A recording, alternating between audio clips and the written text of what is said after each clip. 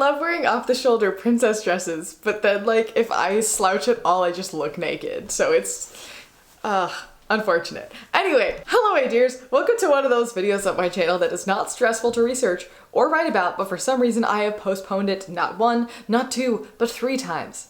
And I truly have no idea why. It literally just happened, but let's do it. Let's get it off my to-do list. Now, obviously I don't subscribe to the idea that we should judge people solely based on their fashion or otherwise appearance, because no, but I also think that we can't just say that our brains don't do that, and that maybe we need to recognize that and work on training ourselves out of it, because we need to acknowledge that on some level we do inherently judge people based on appearance and on the things we associate with that type of appearance, so that we can start to learn to unpack those things and try to judge people less, not just pretend we don't judge and move on, like most people do. To be perfectly transparent, when I started researching for this video, I couldn't find a lot of empirical research. I was starting to convince myself maybe this whole fashion psychology situation is in fact complete pseudoscience, much like body language analysis people, which is a video that I'm working on because I have thoughts. But when I did my research into this, I did find a small body of research on the topic. It's very clear from the research that I read that the reason it has not been looked into too much is because scientific people don't take fashion and clothing choices seriously as a measure of study.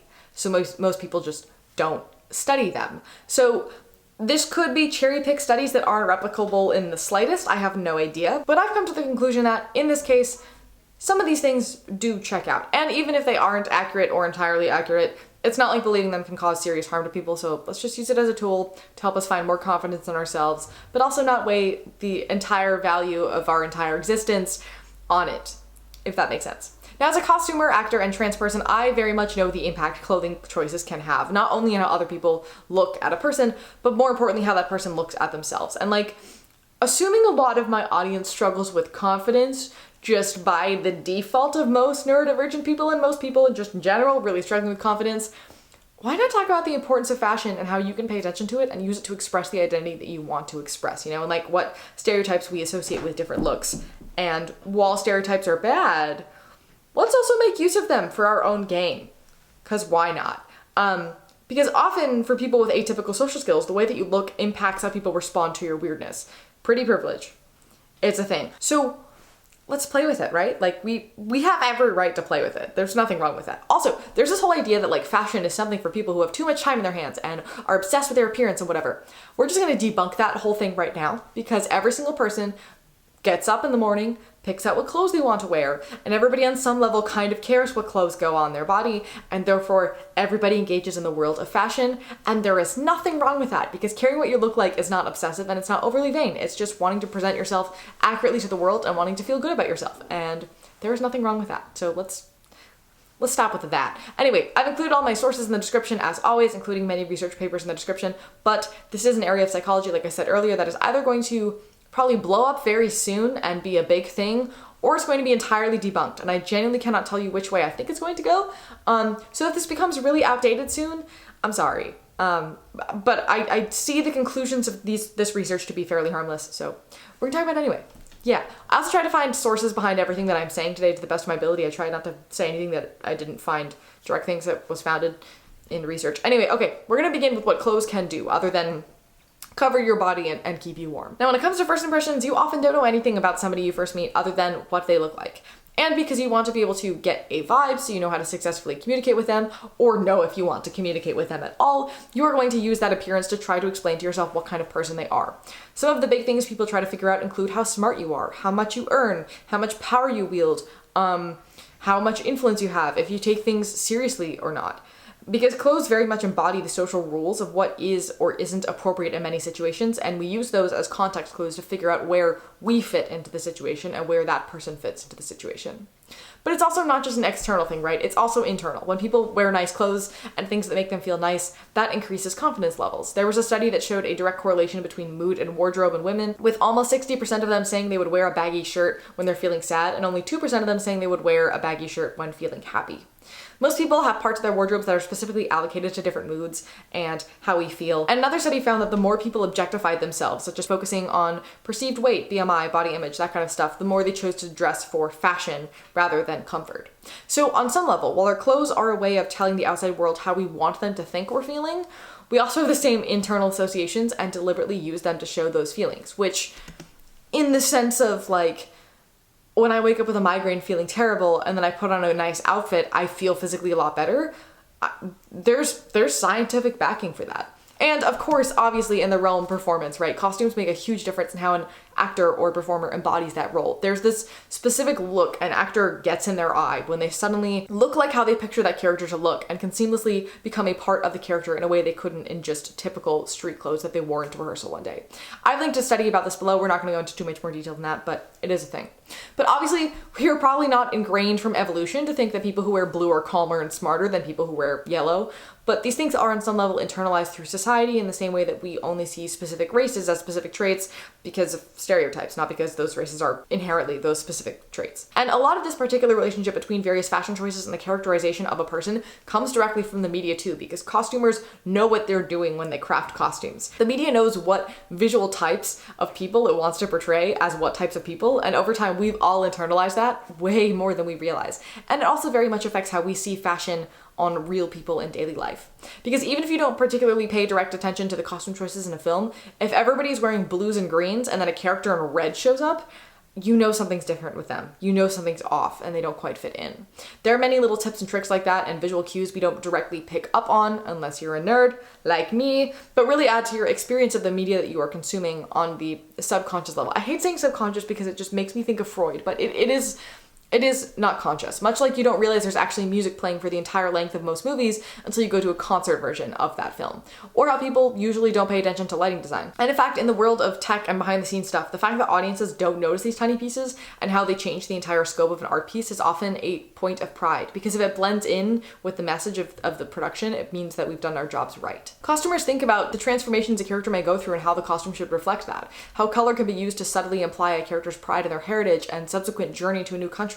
Or how it can show that a character has fallen in love, or to us that a character has fallen out of it. A costume can show us a character following in his father's footsteps, a character's descent into a criminal underworld where moral lines become increasingly blurred, or foreshadow a character's affinity for pretty things. You want your costume to let the audience know when that character walks on stage or on screen who that character is solely by looking at them. When you see Bellatrix, for example, she doesn't have to say or do anything for you to go, she's probably evil. And Willy Wonka's costume is a 1980s color scheme on a Victorian silhouette, which makes him look wildly out of place no matter what setting he may be in.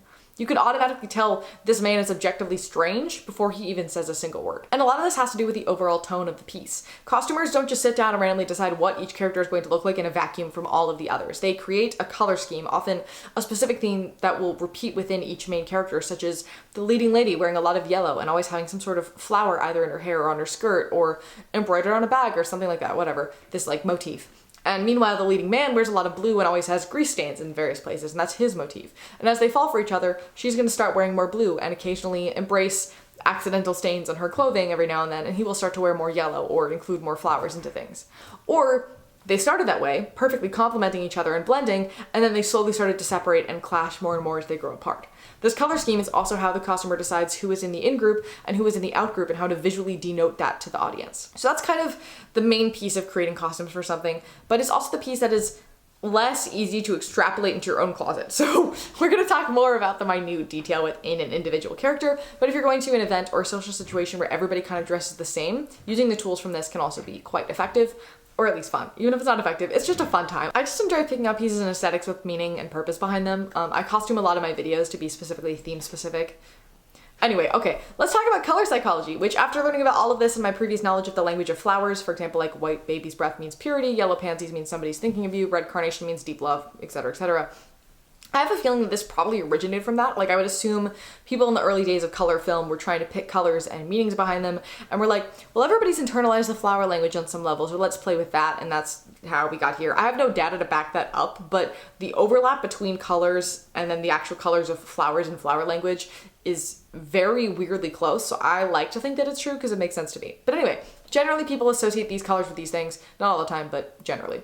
Black is associated with power, professionality, and authority, green with healing, success, and hope, purple with royalty, spirituality, and luxury, blue with loyalty, stability, tranquility, maroon with stability, naturalness, and reliability, orange with energy, fun, and warmth, white with purity, cleanliness, and innocence, gray with neutral, practical, and quiet, yellow with happiness, optimism, and youth, and for red, usually like lost interest, love, whatnot. A study found that men asked women more personal questions when the women were wearing a red shirt versus when they were wearing a green shirt. And they also sat closer to them when they were in red versus blue shirts, which I find very interesting and also kind of creepy. And I'm gonna be aware of that when I go into spaces where I don't want to be hit on. But we also associate types of fabrics with things as well. Lace with sexiness and elegance, leather with strength and edginess, silk with luxury and refinement, wool with coziness and warmth, cotton with comfort and versatility, linen with freshness and breathability, and denim with casualness and durability.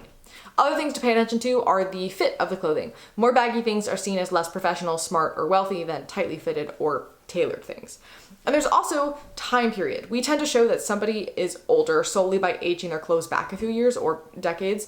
And it's actually one of the reasons that we think that young people in old movies and old interviews look so old. It's because we associate that style with older people. And costumers also do this sometimes to show political leanings and vibes as well, which I think is really interesting.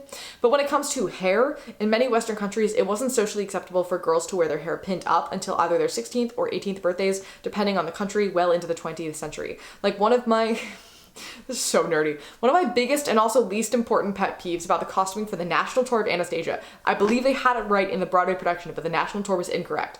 The musical, not the movie. They had some of the sisters wear their hair up that weren't old enough to wear it up at the time of their deaths, so they were aging the sisters up for no reason. Which doesn't matter, but it does to me. Also, a really good example of this done right is the 1985 Anne of Green Gables. And also in Hamilton, in the second act, many of the characters meant to look older than in the first act wore parts of their hair up. But anyway, back to my main point. Having your hair down or in braids makes you look younger than if it's up, and I would assume that is directly due to this social norm that we've had for a long time. In general, hairstyle really sets the tone of a time period or aesthetic. I'm a nerd about it. That's where the original idea for this video came from. Also, again, back to the thing of how people in like a 17-year-old in an old movie looks like they're 85 somehow, and you're like, what? How did that happen? It's because we associate specific hairstyles with specific time periods. And so we see that and we think of our grandmother, so we see them as older. Yeah. Another example of hair stuff is if I dress full vintage, but I have straight hair, I look like an American Girl doll. But if I have my hair up or curly, I suddenly look like a vintage adult or young adult. And while we're on the topic of hair, I found a study showing that if waitresses had a flower or nature-themed clip in their hair, they were tipped more than if they didn't, which was intriguing to me. So that's a thing to know about. Also, if you want a character to draw less attention, have them wear the exact same thing every single time because they will inevitably fade into the background. Again, a thing that I might put into my daily life. But let's turn into the famous 2012 lab coat study where the term enclosed cognition came from. That's also what the study's called. It showed that when participants were given a white lab coat and told to put it on, they did better on an attention test than without the coat on or when they were handed the coat and told it was a painter's coat. And this basically proved that clothing can affect how we interact with the world, but not just because of the clothing, because of the associations people have with that form of clothing. There have been other studies showing similar behaviors, such as one where participants who thought they were wearing counterfeit branded clothing cheated significantly more on tasks and perceived others' behaviors as more dishonest and likely to be unethical. There's also another one that found that formal clothes aided organization and healthy food choices. And in this one, they specifically categorized formal clothing as dark colors, clean lines, and simple accessories, while casual clothing was bright or pastel colors, loose clothing, and layers. And clearly the participants felt the same way because their behavior directly responded to that. So let's look at some other documented associations, shall we? Participants wearing layered looks such as vests and jackets presented as more authoritative to others. I didn't know this was in studies, but I've done this. You will see a lot of the times in my videos that are specifically about more controversial topics. For example, my more recent video about ABA, I wore like a suit. Or I'll wear vests when I'm talking about complicated things. Because I know that that will give me more credibility. Just little fun things to note. I also do that with my glasses as well. I also often plan when my glasses are gonna happen. I don't always calculate my costumes. Sometimes it's literally just like, I need to film today and this is what clothes I put in my body. But sometimes it is very, very calculated. People associate minimalistic clothes with traits of organization, refinement, elegance, higher class, and not liking to be the center of attention. They associate flamboyant clothing with confidence, hippie style with artistic and free-spirited, and business clothing as responsible and intelligence. Have I named all the styles of clothing? No, I have not. Have I named all the colors or accessories or anything else? No. Because again, this is a fairly new field and there is not a ton of research into it. But what I can say is that a lot of these associations that costumers bank on to embody their character through clothing very much apply to how we see regular everyday people and we don't even realize it. And while I'm not saying that you should go about changing your wardrobe, because first of all, no, you're gorgeous. And second of all, that's something very few people have the ability or privilege to be able to do. I'm the kind of person who often has a hard time choosing what to wear to the point where sometimes I just won't get dressed for a few hours and I will miss breakfast because I'm too overwhelmed to choose. And learning about these things has helped me to go, okay, today I'm doing this, this, and this. I want to come across generally as this, this, and this, but I also want my clothing to be practical for this, and I want to feel like this, and I'm able to construct an outfit based on those guidelines. I also know that in general, a lot of how I constructed myself as a human being post brain damage when I was trying to put my life back together from the outside in, I thought about who I wanted to be, how I wanted the world to see me, and how I wanted to see myself, and I crafted a style and curated a closet from there. That took months, if not years, and I thought it was done, and then I came out as trans, and now I'm curating again. But I will say that I kind of internalized these things without realizing it, and created my wardrobe accordingly. So finding all this actual research and articles saying the same things I've always thought, that was just really cool and also very strange. But anyway, not much of a thesis to this video other than, hey, look at these cool things I learned about. But I hope that you enjoyed being nerdy with me and are feeling vaguely empowered to start costuming your own life, because you really should. Not only is it super fun and rewarding because you feel more confident, are therefore able to do more stuff and kick more butt, but also there's something kind of healing and vaguely comforting about looking at life as a movie or a play and crafting your character to fit the scene that you want to be in. It feels like you have more autonomy over it, and you also take it a little bit less seriously. So with that, I'm gonna leave this video here. I included a resource on how to find your style with a slight psychological backing to it in the description for you if you feel like you're in fashion purgatory.